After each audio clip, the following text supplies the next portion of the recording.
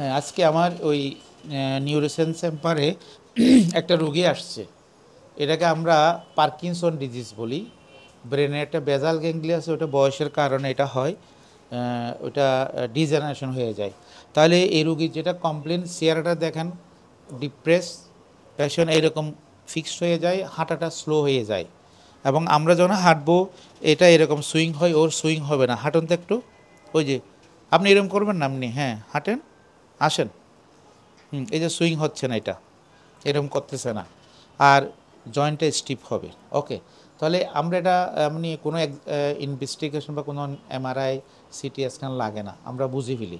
তাহলে ট্রিটমেন্টটাকে, এটা 4টা স্টেজ থাকে, ফার্স্ট, সেকেন্ড, থার্ড, ফোর্থ। প্রথম 2টা স্টেজে পেশেন্ট অ্যাক্টিভ থাকে, হাঁটে। 3 আর 4-এ পেশেন্ট আস্তে আস্তে বিছানায় চলে যাবে।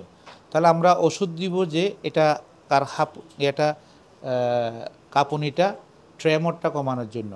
আর এটা যে কমপ্লিকেশনের রোগীটা খারাপ অসুবিধা হইতে পারে, পেশেন্ট যে কোনো সময় ইমব্যালেন্স হয়ে পেশেন্ট ট্রমা হয়ে হেড ইঞ্জুরি আর নেক ফ্র্যাকচার হয়ে কমপ্লিকেশন হয়। তাহলে আমরা এখানে একটা রিহেবিলিটেশন একটা রোল আছে। আমরা নিউরোলজিস্ট এটা মেডিসিন দিবে, কিছু সিনডোপা আছে, হ্যাঁ কোডোপা আছে, এগুলো দিবে। আর আমরা যেটা করি ফিজিক্যাল মেডিসিনে, আমাদের পেইন সেন্টারে যেটা করি, আমার থেরাপিস্টকে আমরা বলি যে কিছু জয়েন্টের এক্সারসাইজ আর ব্যালেন্সিং এক্সারসাইজ। হ্যাঁ, ব্যালেন্সিং, ওখানে হাঁটাবে, একটা লাইনে হাঁটাবে, সে টার্নিং করবে। কারণ এই ব্যালেন্স এক্সারসাইজ না করলে সে ইমব্যালেন্স হয়ে আর্লি পরে অ্যাক্সিডেন্ট হয়ে ট্রমা হবে। আর এই ব্যায়ামগুলো যদি না করি আমরা, তাহলে সে তাড়াতাড়ি ওই বিছানায় শুয়ে যাবে। আমরা যদি এক্সারসাইজ রিহ্যাবিলিটেশন করি, সে মোটামুটি অনেক দিন অ্যাক্টিভ থাকবে। তাহলে এখানে ডায়াগনোস করার জন্য আমরা অনেক বুঝি ফেলি, কোনো পরীক্ষা লাগে না।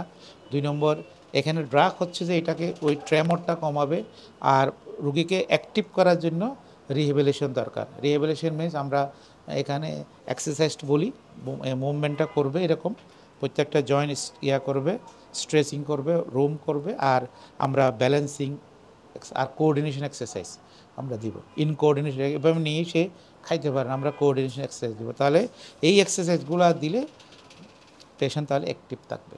আজকে এতটুকু পার্কিনসন ডিজিজ আমরা কথা বললাম। ধন্যবাদ।